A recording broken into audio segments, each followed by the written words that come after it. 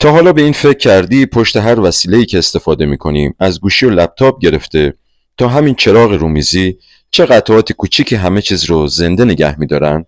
امروز می‌خوایم بریم سراغ همون قطعاتی که شاید اسمشون رو شنیده باشی ولی ندونی چه شکلی‌ان. قول میدم بعد از این ویدیو وقتی یه قطعه الکترونیکی رو ببینی اسمش رو هم میدونی. اگه از این ویدیو خوشتون اومد لایک و سابسکرایب یادتون نره. اگه نظری یا انتقادی هم داشتین توی کامنت ها برام بنویسید.